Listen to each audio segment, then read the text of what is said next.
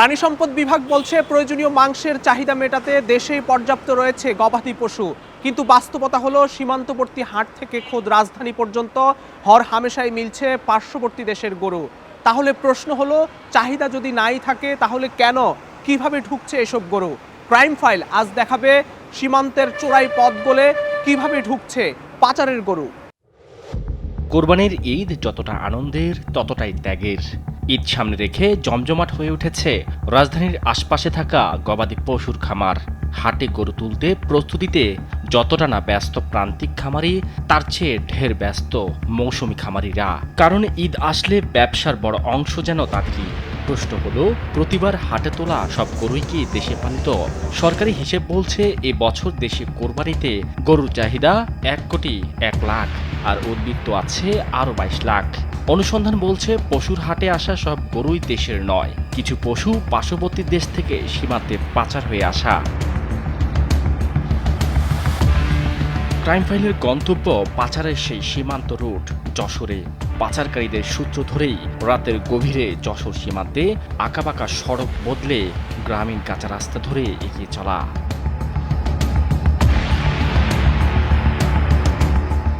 রাত তখন 1টা। সোর্স মারফত আমাদের কাছে খবর আসে যশোরের কাবিলপুর, দৌলতপুর সহ কয়েকটি সীমান্তে পশু চোরাচালান হচ্ছে। টিম ক্রাইম ফাইলের অপেক্ষা সীমান্তের দুপারের তৎপরতা দেখার, পাচারকারীরা কখন আসবে গরু নিয়ে। অপেক্ষার প্রহর শেষ না হতেই বাংলাদেশের বিভিন্ন জেলায় গবাদি পশু পাচারের রুটগুলো দেখতে যায়। গোয়েন্দা প্রতিবেদনে আইনশৃঙ্খলা বাহিনীর অভিযান এবং স্থানীয় সূত্র অনুযায়ী সবচেয়ে বেশি ব্যবহৃত সীমান্তগুলো হলো চুয়াডাঙ্গা সীমান্ত, কুষ্টিয়া, যশোর, সাতক্ষীরা, মেহেরপুর, নওগাঁ পোরশা সীমান্ত, লালমনিরহাট, পাটগ্রাম সীমান্ত, পঞ্চগড়, কুড়িগ্রাম, ফেনী, সিলেট, ব্রাহ্মণবাড়িয়া সীমান্ত। আমাদের গন্তব্যটা ততটা সহজ ছিল না, কারণ চোরাকারবারীরা প্রশাসনের ভয় নাকি ব্যবহার করে ভারী অস্ত্র।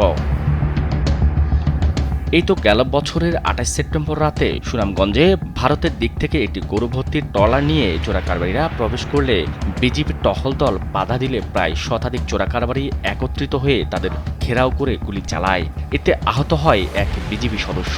পরিস্থিতি নিয়ন্ত্রণে এনে বিজিবি সদস্যরা 33টি গরু সহ একটি ট্রলার আটক করে। দীর্ঘ 7 ঘন্টার অপেক্ষা। ভোর হওয়ার কিছুক্ষণ আগে হঠাৎ খবর আসে পুটখালি দিয়ে এক্ষুনি একটি গরুর চালান ঢুকবে। তাৎক্ষণিক আমাদের পুটখালি সীমান্তে অবস্থান।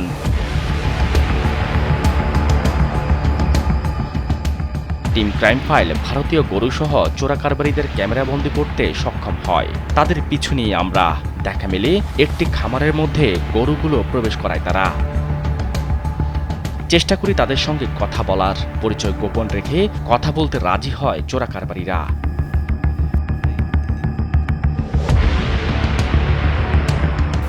দেশের বিভিন্ন জায়গায় দেবে, মহাজন দেবে, সেটা আমি কি করে বলবো।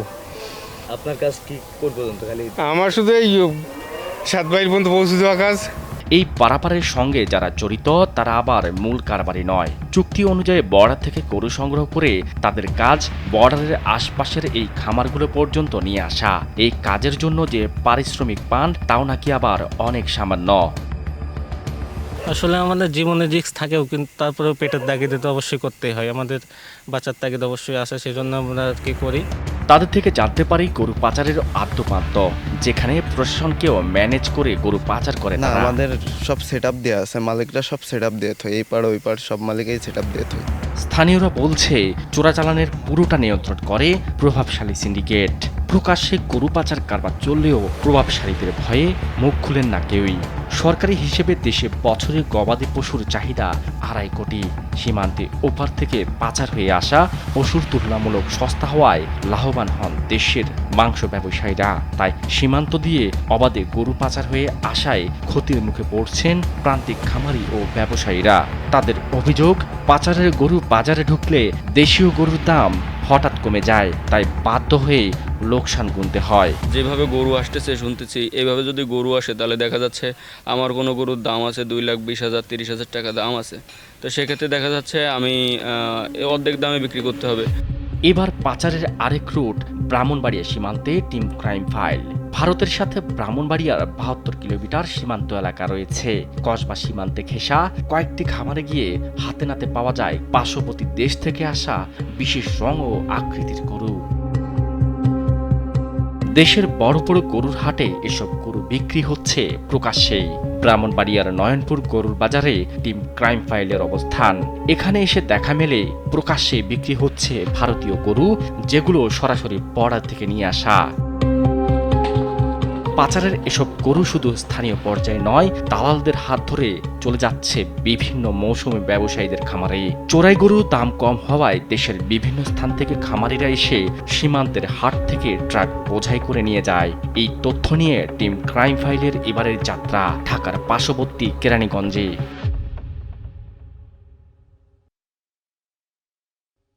ঈদকে সামনে রেখে কেরানীগঞ্জের বেশ কিছু খামারে দেখা মিলল ভারতীয় গরুর। তাদের দেয়া তথ্যে স্পষ্ট, বর্ডার থেকে পাওয়া তথ্য মিথ্যে নয়। ভারতীয় এসব গরু খামারে নিয়ে এসে চড়া দামে বিক্রি করে তারা। আমরা ইন্ডিয়ান গরু কালেকশন করি, বিভিন্ন হাট থেকে কালেকশন করি। পাচার হয়ে আসা এসব গরু দেশীয় গরুর সঙ্গে রাখায় বিভিন্ন রোগেও আক্রান্ত হচ্ছেন। কেউ আবার পাচারের গরু মোটা তাজা করতে ব্যবহার করছে বিভিন্ন ক্ষতিকারক ইঞ্জেকশন, যে গরুর মাংস আবার ভয়াবহ হুমকিতে ফেলছে মানুষের স্বাস্থ্যকে। টিম ক্রাইম ফাইলের অনুসন্ধানে উঠে এসেছে কুরবানির ঈদকে সামনে রেখে গরু মোটা তাজাকরণের এমনই সব ভয়ঙ্কর চিত্র। আমরা এই যে গরু মোটা তাজাকরণের ওষুধ দিচ্ছি। শুধু ভারতীয় গরু নয়, পবিত্র ঈদুল আজহার আগে দিনে দুপুরে প্রকাশ্যে মিয়ানমার থেকেও গরু পাচার করে নিয়ে আসছে চোরা কারবারিরা। প্রশাসনের নাকের ডগায় নাইক্ষ্যংছড়ি সীমান্ত, টেকনাফ ও উখিয়া সীমান্ত অঞ্চল দিয়ে বিশেষ করে দুর্গম পাহাড়ি ও বনাঞ্চল ব্যবহার করে প্রবেশ করছে এসব গরু। নিরাপত্তা বিশ্লেষকরা মনে করছেন, বর্ডারের তৎপরতা যথাযথ না কঠোর করলে চোরা কারবারিদের থামানো অসম্ভব। এই শো অফ ফোর্স, মনিটরিং এবং গোয়েন্দা তৎপরতা বাড়ানোটা খুবই জরুরি। দামে কম হওয়ায় সীমান্তের চোরাই পথে ঢুকছে গরু, ক্ষতিগ্রস্ত হচ্ছে দেশীয় খামারিরা। গবাদি পশুর চাহিদা মেটাতে দেশে কৃত্রিম প্রজনন সম্প্রসারণ প্রকল্পের নামে 2016 সালে তৎকালীন সরকার 433 কোটি টাকা খরচ করে। প্রথম বিরতির বাধা টপকে এবার দেখাবো সেই প্রকল্পের হরিলুট কাণ্ড। সারা দেশে 433 কোটি টাকার কৃত্রিম প্রজনন সম্প্রসারণ প্রকল্প সচল হলে প্রতি বছর মাংসের চাহিদা মিটিয়ে বিদেশেও রপ্তানি করার স্বপ্ন ছিল। অনুসন্ধান বলছে, স্বপ্ন পূরণের সেই প্রকল্প লুটের আগুনে ছাই হয়েছে। স্থাপনাগুলো মাদকের বিস্তারে মলিন। ভারতীয় ও মিয়ানমারের গরু যেখানে দেশে সয়লাভ, সেখানে দেশীয় গরুর চাহিদা মেটাতে সরকার হাতে নেয় কৃত্রিম প্রজনন সম্প্রসারণ ও ভ্রূণ স্থানান্তর প্রযুক্তি বাস্তবায়ন AIT প্রকল্প। 3 দফায় ব্যয় বাড়িয়ে যে প্রকল্পের খরচ 433 কোটি টাকা, যার মূল লক্ষ্য ছিল দেশীয় গবাদি পশুর জাত উন্নয়ন, দুগ্ধ ও মাংস উৎপাদন বৃদ্ধি, আধুনিক কৃত্রিম প্রজনন প্রযুক্তি সম্প্রসারণ। এর লক্ষ্যে প্রকল্পে নির্মাণ করা হয় একটি পশু খাদ্য উৎপাদন কেন্দ্র, 2টি পূর্ণাঙ্গ কৃত্রিম প্রজনন ল্যাব ও 5টি বুলকাফ ইউনিট ও মিনি ল্যাব। 2024 সালের জুনে শেষ হয় প্রকল্পটি। 2 বছর পার হলো প্রকল্প শেষ হওয়ার। সুবিধা কতটুকু পাচ্ছে জনগণ? টিম ক্রাইম ফাইলের গন্তব্য সাভারের গবাদি পশুর খাবার তৈরির সরকারি কারখানায়। 45 কোটি টাকা ব্যয় হয়েছে এই প্রকল্পে। কারখানায় প্রবেশ করে নেই নিরাপত্তা কর্মী, শুনশান পরিবেশ। ভেতরে পাওয়া যায় 2 ব্যক্তিকে। কারখানার ভেতরে দেখা মেলে অযত্ন অবহেলায় পড়ে আছে সবকিছু। কোনো শ্রমিকের অস্তিত্ব নেই। 2023-এ শেষ হয় কারখানাটি নির্মাণ। 2 বার উদ্বোধন হলেও একদিনও চলেনি কারখানাটি। নষ্ট হওয়ার পথে কোটি কোটি টাকার যন্ত্রপাতি। এখানকার কর্মকর্তা জানান, লোকবল থাকলে নাকি প্রতি ঘন্টায় এখানে খাদ্য উৎপাদন হতো 60 টন। হ্যাঁ, রিসেন্টলি চালু হবে। এটার ক্যাপাসিটি হলো 7 টন ঘন্টা। বিষয়টি নিয়ে প্রাণী সম্পদ অধিদপ্তরের মহাপরিচালকের দ্বারস্থ হলে তার থেকেও মেলেনি সদুত্তর। এটা তো একটা মহৎ উদ্দেশ্য নিয়ে তৈরি করা হয়েছিল, কিন্তু 2-3 বার উদ্বোধন করার পরেও সেটা চালু করতে পারেনি। এ বিষয়ে তদন্তের বিষয় আছে, তদন্ত করে তারপর প্রয়োজনীয় ব্যবস্থা গ্রহণ করা হবে। শুধু এই কারখানা নয়, এই প্রকল্পের অধীনে নির্মিত সাভারের গো প্রজনন কেন্দ্রে থাকা কৃত্রিম প্রজনন পরীক্ষাগারে যাই আমরা। চাকচিক্য ভবন, ভেতরে নেই লোকজন, শুধু এক কর্মচারী 10টি ষাঁড় পরিচর্যায় ব্যস্ত। এগুলো হলস্টেইন ফ্রিজিয়ান জাতের ষাঁড়, যেগুলো নাকি কেনা হয়েছে 5 কোটি টাকায়। কৃত্রিম প্রজনন, সম্প্রসারণ ও উন্নত জাতের বীজ উৎপাদনের জন্য এই প্রকল্পে 2টি পূর্ণাঙ্গ পরীক্ষাগার করা হয়েছে চট্টগ্রাম ও ফরিদপুরে। টিম ক্রাইম ফাইলের এবারের গন্তব্য চট্টগ্রামে নির্মিত বুল স্টেশন কাম এআই ল্যাবে। সকালে সেখানে গিয়ে বন্ধ পাওয়া গেলেও দীর্ঘ অপেক্ষার পর এক কর্মকর্তা এসে গেট খোলেন, কিন্তু ভেতরে গিয়েই চোখ কপালে ওঠার মতো। 2017 সালে উদ্বোধন হলেও এই ল্যাবটি চালু হয়নি একদিনের জন্য। পুরো প্রকল্পে একজন মাত্র টেকনিশিয়ান আর একজন চিকিৎসক অতিরিক্ত দায়িত্বে। লোকবলের অভাবে 9 একর জমির উপর নির্মিত এই প্রকল্পটিও ধ্বংসের দ্বার প্রান্তে। প্রায় বেশ 1 বছরের কাছাকাছি সময় এটাকে বিদ্যুতের সমস্যা আছে, তা আমরা উপরে জানিয়েছি।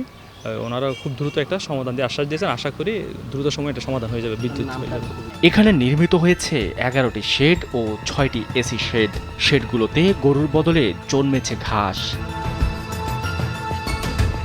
টিম ক্রাইম ফাইলের এবারের গন্তব্য ফরিদপুরে কৃত্রিম প্রজনন, সম্প্রসারণ ও উন্নত জাতের বীজ উৎপাদনের জন্য এআইটির প্রকল্পের 3য় পর্যায়ের অধীনে পূর্ণাঙ্গ পরীক্ষাগার তৈরি করা হলেও এটি রীতিমতো পরিণত হয়েছে মাদকের আখড়ায়। প্রায় 10 একরের প্রকল্পটি এখন মাদক সেবীদের নিরাপদ আবাসস্থল। বলতে পারেন যে নেশা করার জন্য ভালো একটা জায়গা, কে কিছু বলে না। সরকারি সম্পদ ধ্বংসের শেষ এখানেই নয়। যে ভবন বানানো হয়েছে ল্যাব স্থাপনের জন্য, সেখানে ল্যাবের যন্ত্রপাতি পড়ে আছে অযত্নে প্যাকেটে, আর ল্যাবকে বানানো হয়েছে বাসস্থান। মিনি পরীক্ষাগার তৈরি হয়েছে রংপুর, বগুড়া, সিলেট, খুলনা ও বরিশালে। এবার টিম ক্রাইম ফাইলের গন্তব্য সেই জেলাগুলোতে। টিম ক্রাইম ফাইলের প্রথমেই গন্তব্য রংপুর। 13,52,54,000 টাকায় পীরগঞ্জে নির্মিত বুলকা ফ্রিয়ারিং ইউনিট কাম ডেরি ল্যাব। এখানে ঢুকতে দেখা যায় গবেষণা ল্যাব ও bull shed, feed godown, bull calf pen shed ও 30টি আইসোলেশন শেড সবই ভুতুড়ে অবস্থায় পড়ে আছে। 2018 সালের 22 জুন আনুষ্ঠানিক উদ্বোধন হলেও এখন পর্যন্ত নেই কোনো কার্যক্রম। বর্তমানে কাগজ কলমে এখানে একজন বৈজ্ঞানিক কর্মকর্তা সহ 6 জন কর্মচারী এবং একজন নিরাপত্তা প্রহরী কর্মরত থাকলেও নিয়মিত অফিস করেন না কর্মকর্তারা। এ বিষয়ে জানতে দায়িত্বরত কর্মকর্তা ডাক্তার জোবাইদুল কবিরকে ফোন করা হলেও তিনি রিসিভ করেননি। এবার আমাদের গন্তব্য বগুড়ায় নির্মিত বুলকা ফ্রিয়ারিং ইউনিট কাম মিনি ল্যাবে। 23 সালের 20 ফেব্রুয়ারি উদ্বোধন করা হয়েছিল এই মিনি ল্যাবটি। 3 বছরেও আলোর মুখ দেখেনি সেই ল্যাব। ল্যাবের প্রধান ফটক সহ দিনের অধিকাংশ সময় দপ্তরটির মূল অফিস ভবনে ঝুলে থাকে তালা। কোটি টাকার ভবন আর বিস্তীর্ণ এলাকা জুড়ে দেখা মিলল 16টি ষাঁড় গরুর। তা আবার দেখাশোনা করার জন্য এই দপ্তরের দায়িত্বে আছেন 2 সরকারি কর্মকর্তা সহ 10 জন আউটসোর্সিং কর্মচারী। অফিসটিতে সারাদিনও দেখা মেলেনি 2 জনের বেশি কর্মচারীর। কাগজে কলমে দায়িত্বরত অবস্থায় থাকলেও বেশিরভাগ সময় কাটে নাকি স্টাফ কোয়ার্টারে। নতুনজন জয়েন করছেন, স্যার আসছে, তবে স্যার আসে অফিসটামি থাকে, তবে সম্ভবত ছুটিতে গেছে। দপ্তরটিতে মে মাসে বৈজ্ঞানিক কর্মকর্তা নিয়োগ দিলেও দেখা মেলেনি তার। না, জয়েন করেছি। কবে জয়েন করেছেন? জয়েন করেছি 4 তারিখ। জয়েন করেছেন কিন্তু দপ্তরে আসেননি, মানে নাম ফলকটাও আপনার নেই। আগের যিনি অফিসার তার নাম ফলকটাই ঝুলছে আর কি। একটু ব্লান্ডার হয়ে গেছে আর কি, জয়েন করেছি। এটি কৃত্রিম প্রজনন, সম্প্রসারণ ও ভ্রূণস্থানান্তর প্রযুক্তি বাস্তবায়ন প্রকল্পের আওতায় নির্মিত বুলকা ফ্রিয়ারিং ইউনিট কাম মিনি ল্যাব। 5 একর জায়গায় নির্মিত এই স্থানটি খুলনার বাইপাসে নির্মিত। 2023 সালের উদ্বোধন হলেও এখনো পড়ে আছে পরিত্যক্ত অবস্থায়। ওইটার কর্মকাণ্ড এখনো শুরু হয় না। ওখানে কি গরু টরু কিছু? না, গরু নেই। এই প্রকল্পের আওতায় বুলকা ফ্রিয়ারিং ইউনিট কাম মিনি ল্যাব হওয়ার কথা থাকলেও বরিশালে ল্যাব স্থাপন করা হয়নি। জেলা কৃত্রিম প্রজনন কেন্দ্রের উপপরিচালক এমন তথ্য দিলেও বাস্তবে গিয়ে দেখা যায় স্থাপনা থাকলেও সেটিকে শ্রমিকরা বানিয়ে রেখেছে বাসাবাড়ির মতোই। বুলকা ফ্রিয়ারিং ইউনিট কাম মিনি ল্যাব স্থাপন হওয়ার একটা প্রকল্প ছিল, সেখানে আসলে এখানে মিনি ল্যাব এখানে বরিশালে হয় না, এটা চালু হয় না। সিলেটের টিলাগড়েও বুলকাপ রিয়ারিং ইউনিট কাম মিনি ল্যাব প্রতিষ্ঠার পর থেকেই অকেজো অবস্থায় পড়ে রয়েছে। ল্যাবে নেই কোনো যন্ত্রপাতি, গচ্ছা গেছে সরকারের কোটি কোটি টাকা।